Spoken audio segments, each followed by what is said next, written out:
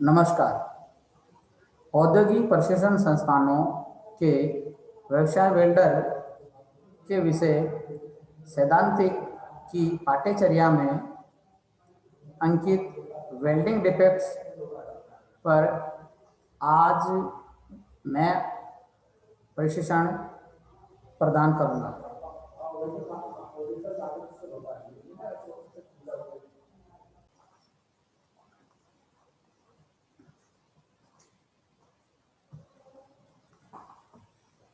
Welding loss. Definition of welding defects. Welding defects या weld दोष जोड़ में एक अपूर्णता होती है जिसके फलस्वरूप वेल्डिंग जोड़ काम करते समय विफल या टूट जाता है, वर्किंग करते समय टूट जाता है। वेल्डिंग करते समय हमेशा यह प्रयत्न होना चाहिए कि जोड़ अच्छा और मजबूत लगे, लेकिन कई बार जोड़ में कुछ न कुछ कमियां या दोष रह जाते हैं जिसे वेल्डिंग दोष कहते हैं।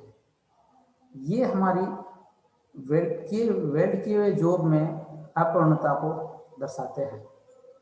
इसके कारण हमारे वेल्डिंग किए हुए मशीनरी या पार्ट्स कभी भी दुर्घटनाग्रस्त होने की स्थिति में आ जाते हैं। इन दोषों को पता लगाकर ये कितने हैं, कैसे आते हैं, क्यों आते हैं, इनको कैसे ठीक किया जा सकता है, इन सभी का ज्ञान हमें होना चाहिए ताकि हमारी वेल्डिंग में दोष रहित होने से हमें उसका अच्छा, मजबूत और टिकाऊ जोड़ प्राप्त हो सके और जिससे कि हमारी एफिशिएंसी बनी रहे। टाइप्स ऑफ वेल्डिंग डिफेक्ट्स, ये कितने प्रकार के होते हैं? मूल रूप से ये दो प्रकार के होते हैं, इंटरनल डिफेक्ट्स और एक्सटर्नल डिफेक्ट्स। इंटरनल डिफेक्ट्स और एक्सटर्नल डिफेक्ट्स, हम लोग जो दो प्रकार के होते हैं उसमें से पहले बाहरी दोष जो एक्सटर्नल दोष होते हैं उनके बारे में परिचय प्राप्त करते हैं। इस प्रकार के दोष वेल्डिंग जोड़ के बाहरी स्तर पर आते हैं या होते हैं, जिसे देखने से पता चल जाता है कि हमारे वेल्डिंग जोड़ में कमी है या दोष उत्पन्न हो गए हैं, जैसे दरारें आना, जिसे क्रैक बोलते हैं, अत्यधिक मेटल का उस पर वेल्डिंग से जम जाना जिसे ओवरलैप कहते हैं, स्पेटर, स्लेग इंक्लूज, ब्लो होल्स इत्यादि हमें बाहरी दोषों के रूप में दिखाई दे जाते हैं। हम आंखों के द्वारा उसे आसानी से देख सकते हैं। आंतरिक दोष, इंटरनल डिफेक्ट्स, इस प्रकार के दोष वेल्ड जोड़ के अंदर होते हैं जो कि हमारी आंखों से दिखाई नहीं देते। इन दोषों का पता लगाने के लिए वेल्डिंग जांच के द्वारा ही पता लगाया जा सकता है, जैसे slag inclusion, blow holes, internal crack इत्यादि। ये ऐसे दोष होते हैं जिनको प्रयोगशाला के द्वारा आंतरिक दोषों को हम प्रयोगशाला में जोड़ को ले जाकर विभिन्न टेस्टिंग के माध्यम से हम प्राप्त कर सकते हैं। ये मुख्य रूप से 10 प्रकार के होते हैं। नंबर 1 अंडरकट, दूसरा ओवरलैप, तीसरा स्पेटर, चौथा दरारें, पांचवा पोरोसिटी, छठा मेल्टेड एज, सातवां इनकम्प्लीट पेनिट्रेशन, आठवां एक्सेसिव पेनिट्रेशंस, नौवां स्लैग इंक्लूजन्स और 10वां होता है लैक ऑफ फ्यूजन्स। ये मुख्य रूप से आर्क वेल्डिंग और गैस वेल्डिंग में लगभग दोनों में समान रूप से दोष होते हैं। इन दोषों को ये कैसे वेल्डिंग करते समय आते हैं, इनका क्या निवारण रहता है और ये कैसे दिखाई देते हैं, इनका हम क्रम वाइज विवरण आगे देखते हैं। पहला इसमें आता है हमारा अंडरकट। अंडरकट इस दोष में वेल्ड जोड़ के किनारे कट जाते हैं। जहां पर वेल्डिंग के किनारे आके रुके रहते हैं वहां पर धातु, मूल धातु कट जाती है और वो कट के वेल्ड मेटल के साथ जमा हो जाती है। इसको अंडरकट कहते हैं। इसका मुख्य कारण होता है ज्यादा करंट का प्रयोग करना या हाई वोल्ट करंट का यूज करना, लगातार वेल्डिंग करते रहना जिससे कि जोब अत्यधिक गर्म हो जाता है। इस कारण से उसके किनारे पिघलकर वेल्ड मेटल में मिलने लग जाते हैं। लंबी आर्क लेंथ का प्रयोग करना, जो कि हमारे 3 प्रकार के आर्क लेंथ होते हैं, उसमें से लंबी आर्क लेंथ का प्रयोग करने से ये अंडरकट आने की अत्यधिक संभावना रहती है। और चौथा है गलत इलेक्ट्रोड का कोण बनाना। इस कारण भी हमारे जो अंडरकट होते हैं वो ज़्यादा से ज़्यादा आने की संभावना रहती है। हर पोजीशन में, हर पोजीशन के आधार पे इलेक्ट्रोड का एक विशेष कोण होता है ना, उसके आधार पे ये अंडरकट नहीं होते हैं। अब इनका ठीक कैसे किया जा सकता है, निवारण करने के तरीके, हमें सही करंट का प्रयोग करके अंडरकट को रोक सकते हैं। ये धातु की मोटाई के आधार पे, पोजीशन के आधार पे उचित करंट का प्रयोग करते हैं। उचित आर्क लेंथ, जितना कि इलेक्ट्रोड का व्यास होता है उसके अकॉर्डिंग हमें आर्क लेंथ प्रयोग करनी चाहिए। और सही इलेक्ट्रोड कोण, हमें वेल्डिंग जो और इलेक्ट्रोड के कोण के बीच की जो दूरी होती है या कोण जो होता है, एंगल्स जो होता है, वो हमारा जैसे फ्लैट वेल्डिंग है या डाउन हैंड जिसे बोलते हैं, उसमें 60 से 70 डिग्री का कोण चयन करते हुए हम करते हैं तो अंडरकट आने की संभावनाएं हमारी नहीं रहती है। दूसरा, हमें लगातार वेल्डिंग नहीं करनी चाहिए, उसे रुक रुक के स्टेप बाय स्टेप वेल्डिंग करने से हमारा जॉब अत्यधिक गर्म नहीं होता है। इस कारण भी हमारे कोने के पास या धातु का जो कॉर्नर होता है, वेल्ड मेटल का कॉर्नर होता है, वहां कटाने की संभावनाएं हमारी खत्म हो जाती है। इस प्रकार हम लोग वेल्ड मेटल के इस कोनों को रोक सकते हैं। एक ये और चित्र दर्शाया गया है, इसमें अंडरकट हमें दिखाई दे रहे हैं टी जॉइंट में ऊपरी हिस्से में हमें अंडरकट आ रहा है जो कि वेल्ड मेटल के साथ मिलके वेल्ड मेटल में समाहित हो गया है।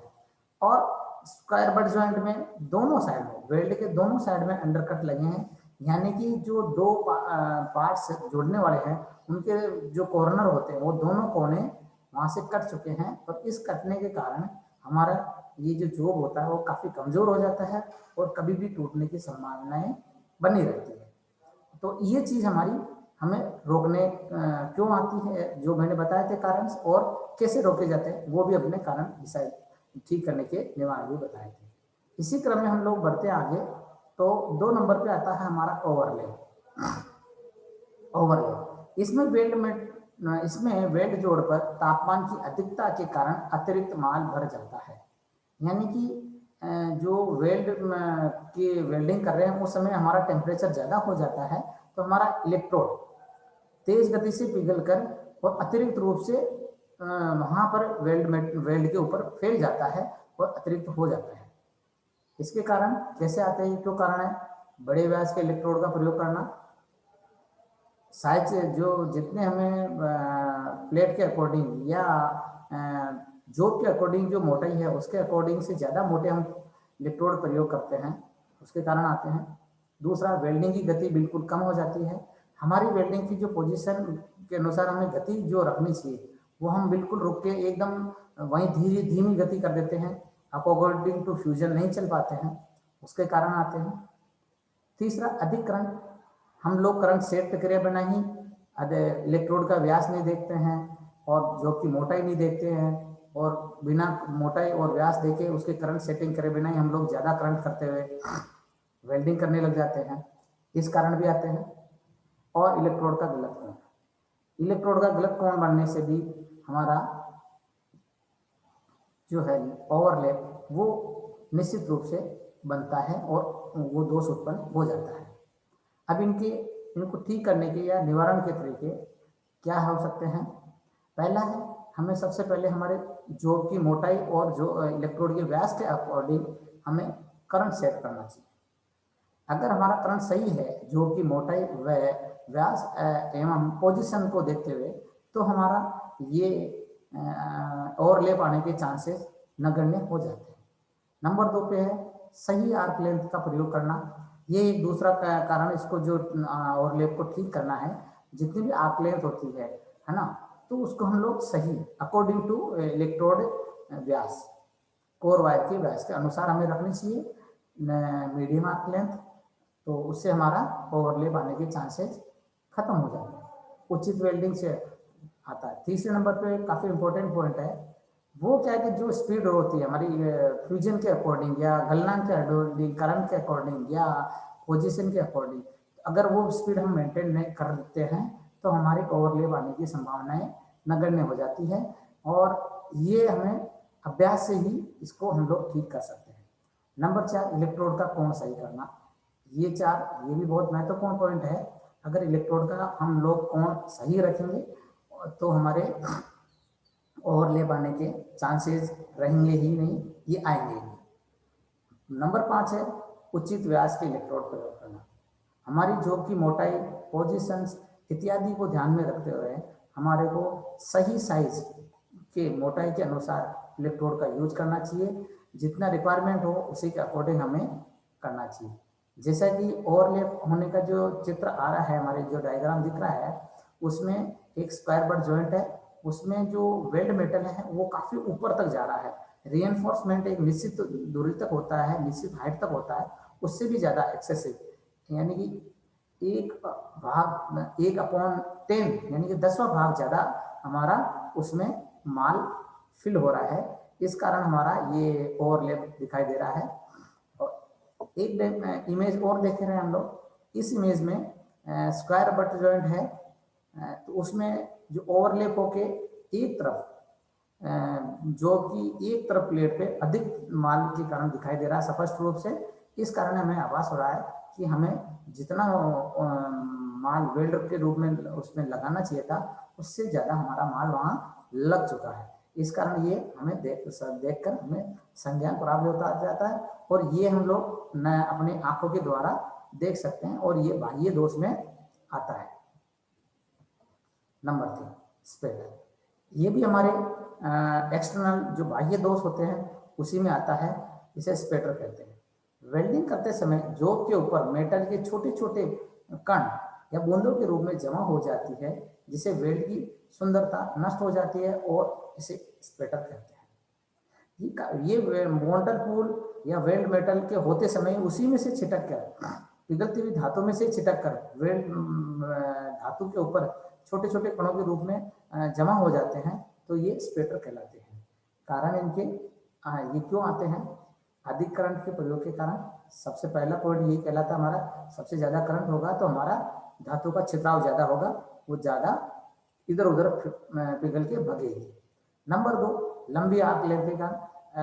आर्क लेंथ जो ज़्यादा लॉन्ग होगी तो इलेक्ट्रोड से जो वेल्ड मोल्टन पोल बन के जो ट्रांसफर टू मेटल हो रहा है, वो जो मेटल है, इलेक्ट्रोड मेटल पिघलने के बाद वो इधर उधर भगेगा चुंबकीय बल रेखाओं के कारण, और वो हमारे स्पेक्ट्रो में बदल जाएगा। गलत पोलैरिटी, ये भी एक मुख्य कारण है कि जो हमें polarity, straight polarity and reverse polarity, 2 polarities होती है, उसका चयन करना हमें धातु, कौन सी धातु, उसके अकॉर्डिंग हमें ध्यान रखना पड़ेगा। इलेक्ट्रोड की नमी युक्त होना। इलेक्ट्रोड नमी युक्त, जो इलेक्ट्रोड के ऊपर जो फ्लक्स लगा होता है वो पानी के द्वारा या वातावरण के अन्य किसी कारण के द्वारा वो नमी है और फ्लक्स भीगा हुआ है और हम लगातार वेल्डिंग करते हैं, तब भी ये आने के कारण रहते हैं। असमान फ्लक्स लेपित होना इलेक्ट्रोड के ऊपर। हाँ, एक ये है एक्सट्रूशन और डिपिंग विधि के द्वारा 2 तरीके से इलेक्ट्रोड को हम फ्लक्स से लेपित करते हैं। तो जब डिपिंग विधि से जो इलेक्ट्रोड लेपिंग होते हैं तो कहीं कम मात्रा में फ्लक्स रहता है, कहीं ज़्यादा चढ़ जाता है, इस कारण भी ये आते हैं। इसका इनको ठीक करने के तरीके क्या क्या हो सकते हैं? निवारण। नंबर 1 है उचित करंट का प्रयोग। सबसे पहले अधिक करंट नहीं होना चाहिए, जो कि मोटाई, इलेक्ट्रोड की साइज और पोजीशन को ध्यान में रखते हुए जितना हमारा इलेक्ट्रोड रिक्वायर्ड करता है उसके अकॉर्डिंग हमें करंट रखना चाहिए। नंबर 2, उचित आर्क लेंथ। ये लॉन्ग आर्क लेंथ नहीं, मीडियम आर्क लेंथ हम जब रखते हैं तो हमारा स्पेटर आने के चांसेस कम से कम हो जाते हैं। इलेक्ट्रोड की प्री हीटिंग करने पर, हाँ, इलेक्ट्रोड की जो नमी आ जाती है उसको हम प्री हीटर जो हीटिंग करके और इलेक्ट्रोड की जो नमी रहती है फ्लक्स के ऊपर उसको दूर करके भी हम लोग स्पेटर को रोक सकते हैं।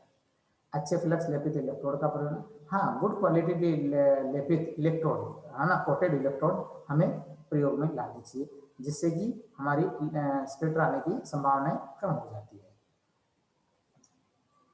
एक इसमें जो ये डायग्राम दिखाई दे रहा है, इसमें एक वेल्ड मेटल है, वेल्डिंग हो रखा है, और इसमें हमारे इम्प्रूवर तो वेल्ड मेटल हो रही है। वेल्ड मेटल के आसपास छोटे छोटे गोल गोल दाने दिखाई दे रहे हैं, उन्हें हम लोग स्पेटर कहते हैं।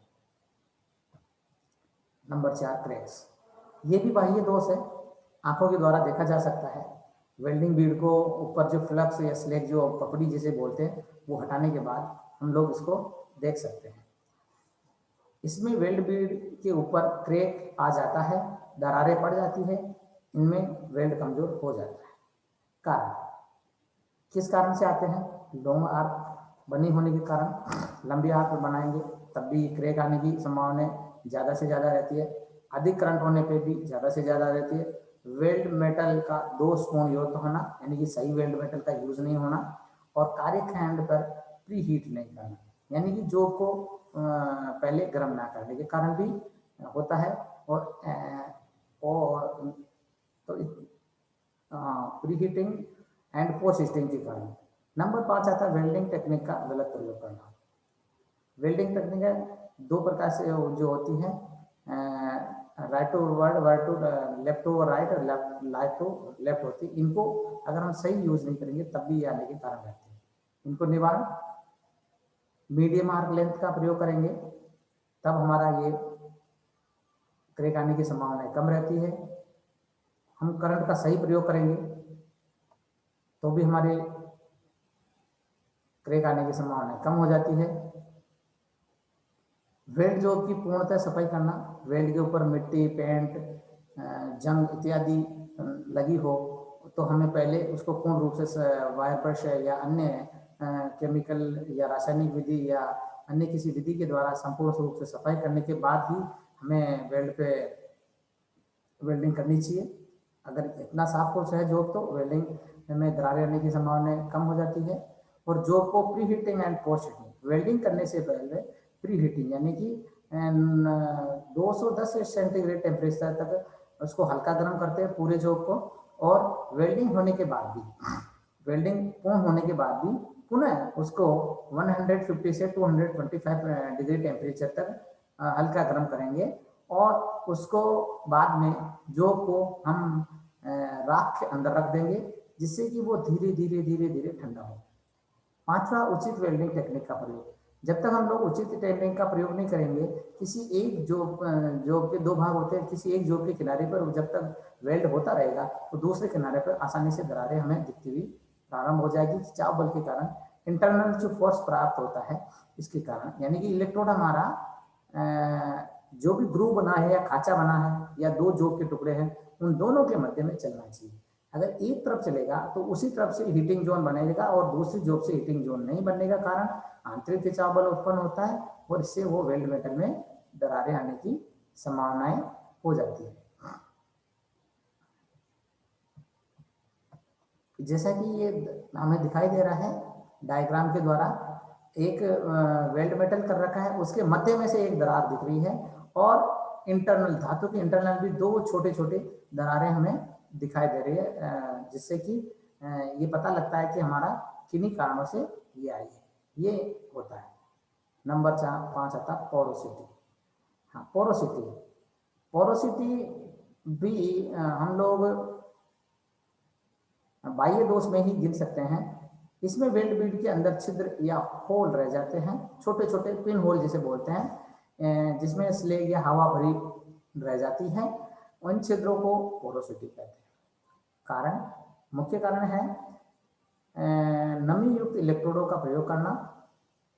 हमारे इलेक्ट्रोड के ऊपर जो फ्लक्स लगा होता है उसको नमी है और हम लोग उसका यूज करते जा रहे हैं, तो इसके कारण जो वेल्डिंग करते समय वेल्ड मेटल में पानी की मात्रा या अन्य गैसें का जो उत्पन्न होती है, तो जब वो वेल्ड मेटल ठंडा होता है तब वो उसके माध्यम से बाहर निकलती है, तो वो छेद बना के रह जाते हैं।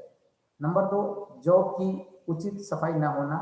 जॉब के ऊपर जो भी मटेरियल लगे होते हैं, अन्य मटेरियल जंग रंग इत्यादि होती है, वो साफ सुथरे नहीं होने के कारण भी ये दोष उत्पन्न होते हैं।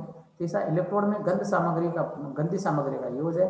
इलेक्ट्रोड में जो इलेक्ट्रोड है वो वेस्ट हो, बेकार हो, उसका प्रयोग कर रहे हैं, तब भी ये आएगा। नंबर 4 है, अधिक करंट के कारण वेल्ड धातु का जल्दी ठीक हो जाना या जम जाना। इनके कारण भी ये दोष हमारा काफ़ी महत्वपूर्ण है और आने की संभावना बने रहती है। इसको ठीक करने का प्रयोग है। नंबर 1, इलेक्ट्रोड को प्री हीट करके, यानी कि ओवन में उसको निश्चित टेम्परेचर पर गर्म करने के बाद, यानी कि फ्लक्स जो भी लगा है वो पूर्ण रूप से शुष्क हो जाता है, उसके बाद हम प्रयोग करते हैं, तो हमारी पोरोसिटी आने की संभावनाएं नगण्य हो जाती है। जॉब के किनारों को उचित सफाई करना। जो हमारे जॉब है उसके जो किनारे हैं उनको हम जंग से, कलर से इत्यादि जो है उस पर मिट्टी, धूल, कण इत्यादि उनको साफ कर देते हैं, है ना, एमरी पेपर या वायर ब्रश इत्यादि से साफ करके उसके बाद हम प्रयोग करते हैं या वेल्ड करते हैं, तो भी हमारा पोरोसिटी आने के चांसेस खत्म हो जाते हैं। उचित इलेक्ट्रोड का प्रयोग साइज के अनुसार, वेल्ड मेटल की मोटाई के अकॉर्डिंग हमें इलेक्ट्रोड का प्रयोग करना चाहिए, जिससे भी ये दोष नहीं आता है। नंबर 4, उचित आर्क लेंथ का प्रयोग उचित करंट के माध्यम से। हाँ, आर्क लेंथ और करंट दोनों का एक समान संपूरक चीज है, ये एक दूसरे से पूरकता रखते हैं। अगर ये दोनों उचित मात्रा में है तब भी हमारी पोरोसिटी नहीं आएगी। जैसा कि ये चित्र में दर्शाया गया है, वेल्ड मेटल के ऊपर काले काले कण के रूप में जो हमें छोटे छोटे जो पिन होल्स दिखाई दे रहे हैं, ये हमारे वेल्ड मेटल के ठंडे होते समय या शीतल होते समय उसमें से गैसें जो अंदर रह जाती है इंटरनल, वो बाहर निकलती है और वो छेद बने रह जाते हैं। इनको ही ये पोरोसिटी के रूप में इस तरीके से हमें प्रदर्शित होते दिखाई देते हैं। आता है metal edge. Melted edge, melted edge plate की किनारे पिघल जाना। इसमें जोड़ का किनारा पिघल जाता है। मुख्य रूप से वेल्ड करते हुए लैप जॉइंट है या स्क्वायर जॉइंट होते हैं या अन्य कोई जॉइंट होता है, तो उसमें उसका किनारा पिघल के जम जाता है। इसके कारण है, पहला कारण है हमारा ज़्यादा करंट होना। दूसरा, बड़ी व्यास वाले इलेक्ट्रोडों का प्रयोग करना। तीसरा, लॉन्ग आर्क लेंथ का प्रयोग करना। चौथा है इलेक्ट्रोड का कोण गलत होना। ये मुख्य रूप से आने वाले कारणों के कारण ही प्लेट के किनारे पिघल कर और वेल्ड मेटल में समाहित हो जाते हैं। इसका निवारण है उचित करंट का प्रयोग करके हम लोग इसको बचा सकते हैं, किनारों को बचाए रह सकते हैं। और दूसरा, सही व्यास के इलेक्ट्रोडों का प्रयोग करके साइज के अकॉर्डिंग, मेटल की साइज के अकॉर्डिंग इलेक्ट्रोड का प्रयोग करके मध्यम आर्क लेंथ प्रयोग करते हुए तीसरे नंबर पर, और चौथे इलेक्ट्रोड का जो कोण होता है, डिग्री होती है, वो एकदम सटीक और सही रखते हुए हम जब वेल्ड कर लेते हैं, तो ये हमारे किनारे पिघलने वाली जो समस्या है या जो दोष है, ये है नहीं आता है। हमारा इसमें एक डायग्राम है, इसमें साफ सुथरा दिखाई दे रहा है कि आर्किटेक्ट जो थ्रोट होती है, एक्चुअल थ्रोट जो होती है किनारे का ऊपरी किनारा जो लेफ्ट जॉइंट में दिखाई दे रहा है, वो पिघलकर काउंटर मेटल होके वेल्ड मेटल में मिल गया है, और उसकी डिजाइन थ्रोट जो है जितने अधिक आनी चाहिए थी रिस्पॉन्समेंट के द्वारा, वो नहीं आ रही है।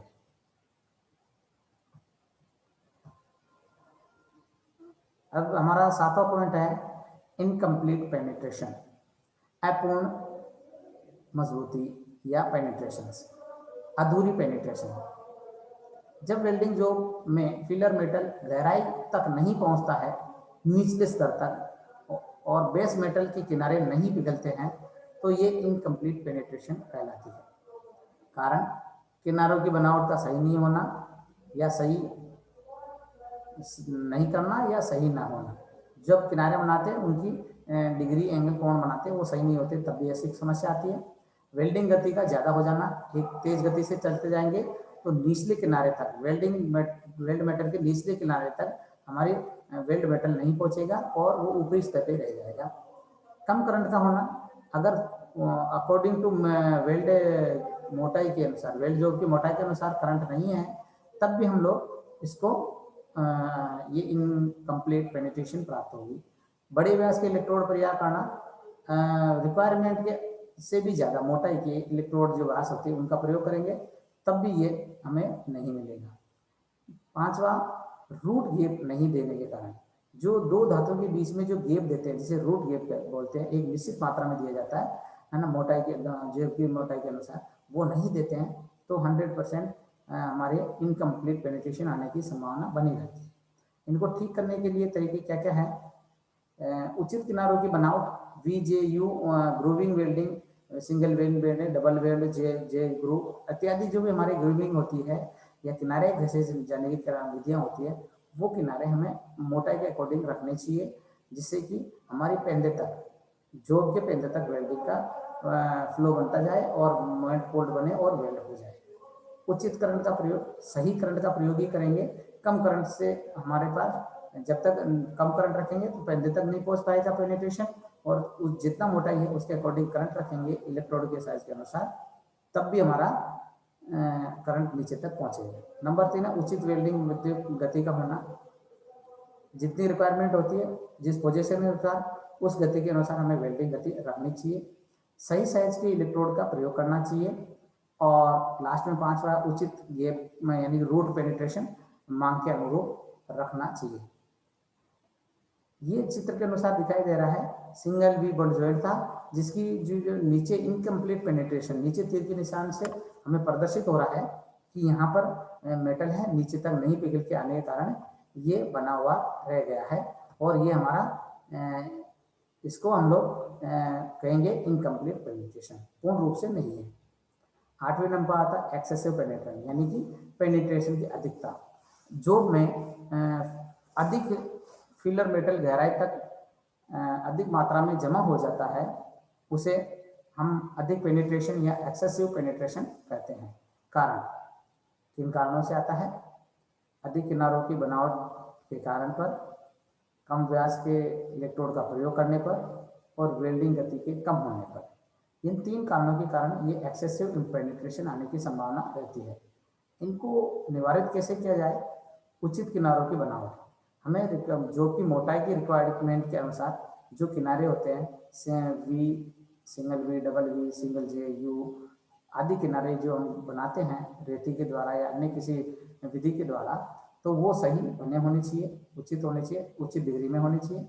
और दूसरा, इसमें उचित व्यास के इलेक्ट्रोड का प्रयोग करना चाहिए और सही गति का प्रयोग करना चाहिए, धीमी गति का प्रयोग न करना चाहिए।